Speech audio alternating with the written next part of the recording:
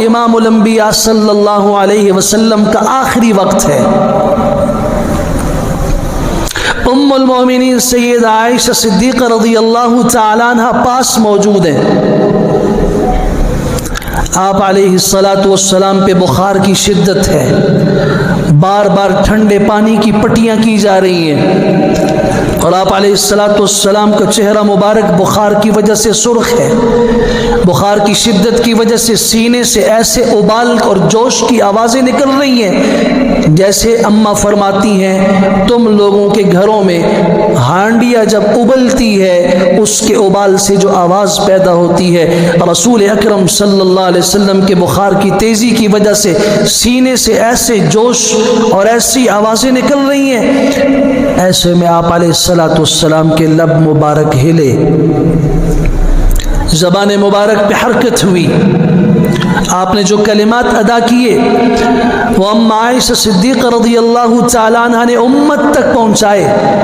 آپ علیہ السلام نے فرمایا مع الذین انعم اللہ علیہم من النبیین والصدیقین والشہداء والصالحین، اللہ مجھے ان لوگوں کے ساتھ فرما جن پر آپ نے انعام فرمایا، انبیاء کی جماعت، صدیقین کی جماعت، شہداء اور صالحین نیک لوگوں کی جماعت۔ میں سمجھ گئی آپ علیہ السلام کو اختیار دیا گیا کہ آپ دنیا میں رہنا پسند کریں تو آپ کے لیے دنیا کی زندگی کو لمبا کر دیا جائے، اور اگر آپ چاہیں تو ان طبقات میں داخل ہو جائیے، ان لوگوں کے ساتھ چلے جائیے، ان میں پہنچ جائیے جن پہ اللہ نے انعام فرمایا۔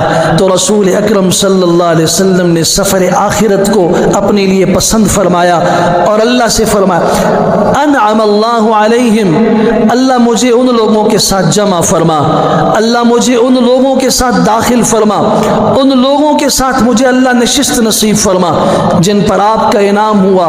وہ انبیاء کی جماعت ہے، صدیقین کی ہے، شہداء کی ہے، صالحین کی ہے۔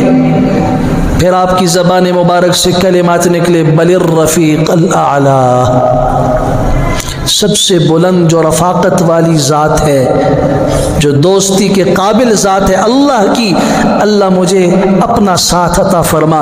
یہ آپ کی زبان مبارک سے آخری کلمات تھے جو میں نے سنے، صحیح مسلم کی روایت ہے۔